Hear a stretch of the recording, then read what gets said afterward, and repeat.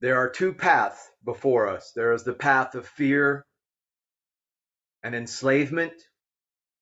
There is the path of love and self-empowerment and rising into the next dimension, because the compliant and the obedient will have a different new earth experience than the wild and free, the new true metahumans, the new true sovereign humans who are calling back their own territory and their own sovereignty.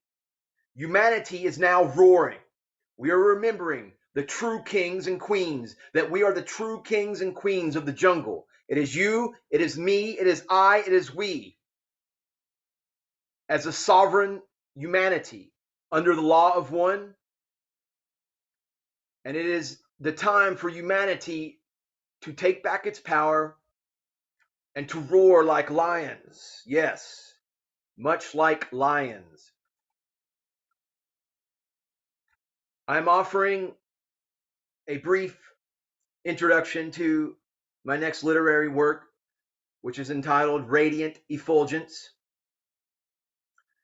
And it is going to be the intention of this work to empower humanity, much like this book, The Yoga of Power. I'm going to distill and incorporate these techniques of bringing heaven to earth, of divinizing, of empowering all of us with our true gnosis, our true divine fire that is within all of us.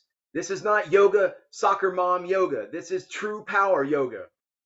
In fact, the book is called The Yoga of Power, and it is a very technical book. It's a very deep book. It's got some topics that perhaps the average person, the average soccer yoga mom, they wouldn't understand it, and it might short circuit their path to gnosis.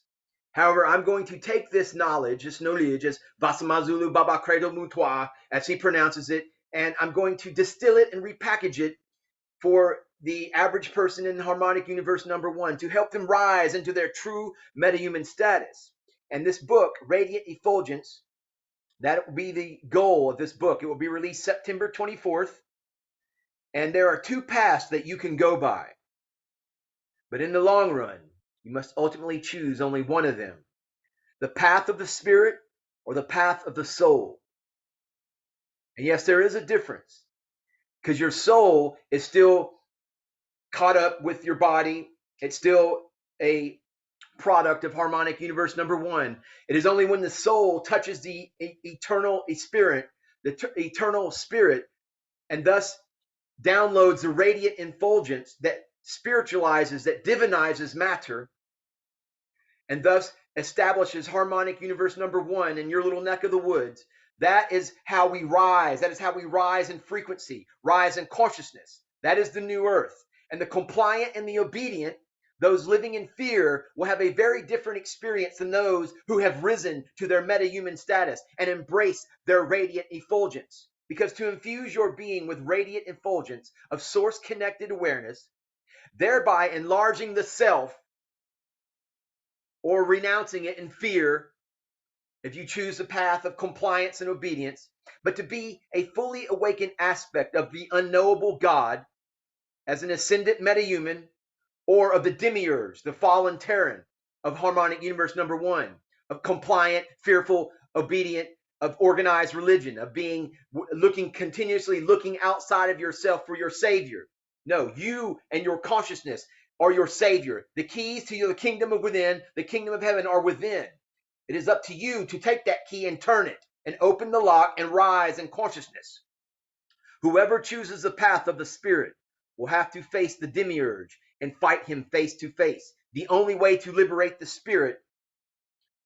Now, and this is talking about your Kundalini awakening now, and that is why the significance of September 24th for the release of this book, because that was the day that and September 24th of 2021, that I had my full Kundalini activation, where I faced the demiurge and vanquished the demiurge.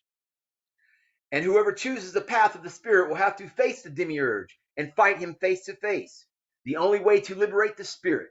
In this final battle, the demiurge will be the great solvent force, the great active, actionable force, which is also called your Kundalini. the demiurge in man. If the warrior fails, there will be no second chance in that Manvantara, this age, this yuga that we're in. His self will probably be disintegrated into 1,000 pieces. The warrior of the spirit who fails will die or go crazy. The essence of man is spiritual, which is a portion of the ultimate source of all creation. Man contains within a fractal of the fire of God, and the rays of his transcendental body are called brahma-jyotir. So, his spiritual effulgence, that is what your brahma-jyotir, that essence, that fractal of God, that fractal of source awareness, and everything that exists is situated in that brahma-jyotir, in your source awareness, your fractal of God.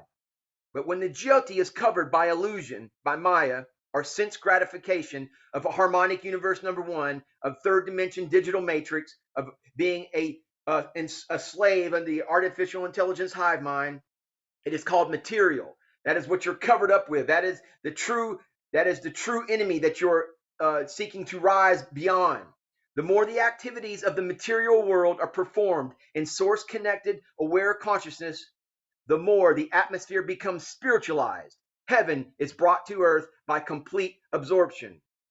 So that is what radiant effulgence is all about. Is bringing heaven to earth, of spiritualizing your gross 3D matter body with your fire, your radiant effulgence of source connected awareness.